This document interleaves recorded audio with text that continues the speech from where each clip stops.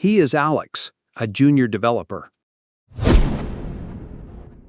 And she is Sarah, the hiring manager. Alex tries to look calm, but a bead of sweat rolls down his temple. So far, things are okay. He's talked about his projects and favorite frameworks, and he feels a bit hopeful. On the other hand, Sarah, who has been friendly and professional, puts down her pen.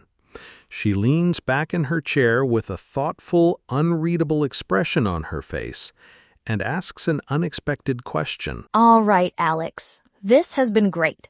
Now, I want you to tell me about a time you failed.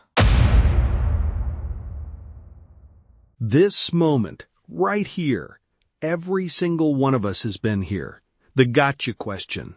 It feels like a trap designed to make you stumble. Your brain is screaming, abort mission. Don't tell them about the time you accidentally pushed to Maine on a Friday. But what if I told you this isn't a trap?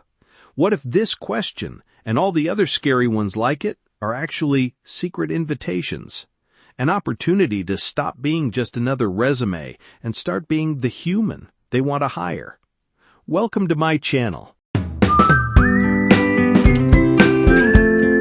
Today, we're going to help Alex nail this interview, and by the end, you'll know exactly how to turn these tough questions into your biggest strengths. Get back to the question and see how Alex is answering the "tell me about a time you failed" question.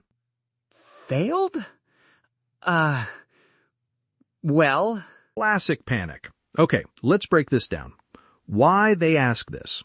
They don't want a perfect robot. They want to know if you're self-aware, if you can learn from your mistakes, and if you have the humility to take ownership. What they really want? They want to hear a story about growth. The hack?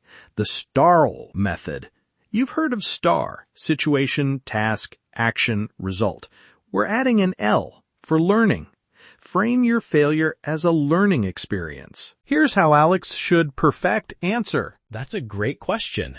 In my last internship, I was tasked with integrating a new charting library for a dashboard.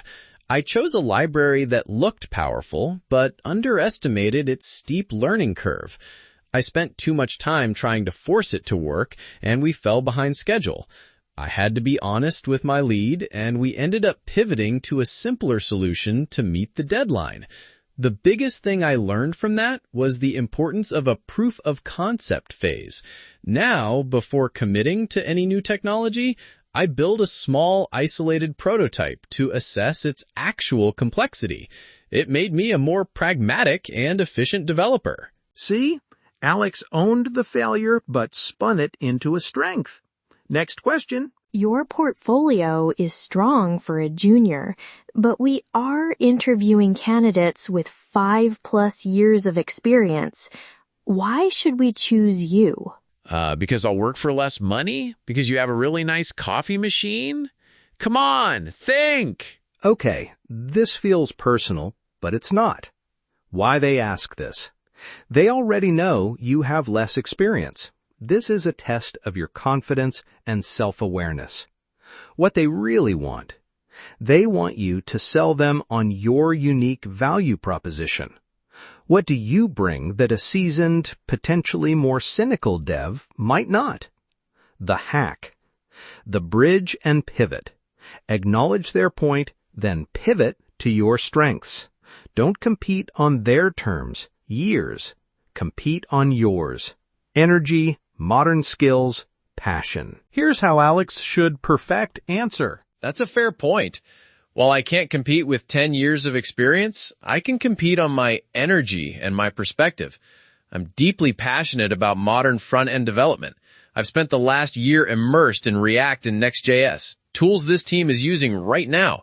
I'm a fast learner, I'm not stuck in old habits, and I'm eager to contribute to a collaborative environment and soak up all the knowledge from senior members of the team.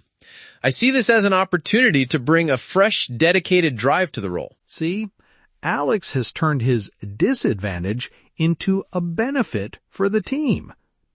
Next question is, what's your biggest weakness? And finally, what would you say is your biggest weakness? Don't say, I'm a perfectionist. Don't say, I care too much. It's a trap. The final boss of interview questions. Why they ask this, same as the failure question. They're checking for honesty and a commitment to personal growth. What they really want is a real work-related weakness that you have already taken steps to improve. The hack? The past tense weakness. Frame your weakness as something you've already identified and are actively working on. Show, don't just tell. Something I've actively worked on is my tendency to get tunnel vision on a difficult bug. In the past, I might have spent hours trying to solve it alone, thinking I had to prove myself. I realized that wasn't efficient. So I've adopted a personal 30-minute rule. If I'm stuck on something for more than half an hour, I write down what I've tried and reach out to a colleague. It's made me a much better collaborator and a faster problem solver. That's how you show growth without looking incompetent. Next up, a surprise question. Okay, one last thing. It's a quick scenario. Our head of marketing, who is non-technical, comes to your desk. She says she keeps hearing the term API and wants to know what it is.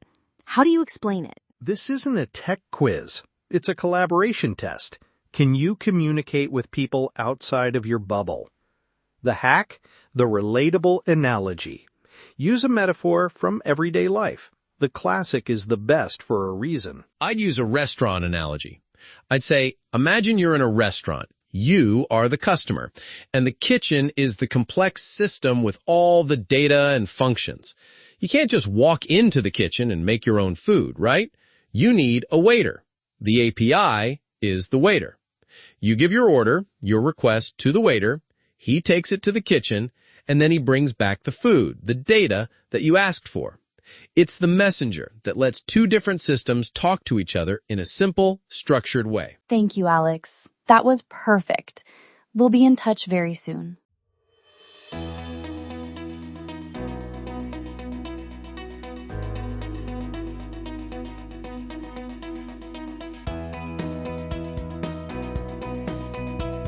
See? Alex walked in feeling like he was on trial. He walked out feeling empowered. Those tough questions weren't roadblocks, they were platforms. Each one was a chance for him to show his resilience, his passion, his self-awareness, and his ability to communicate. They are your chance to tell the story of who you are, not just what you can do.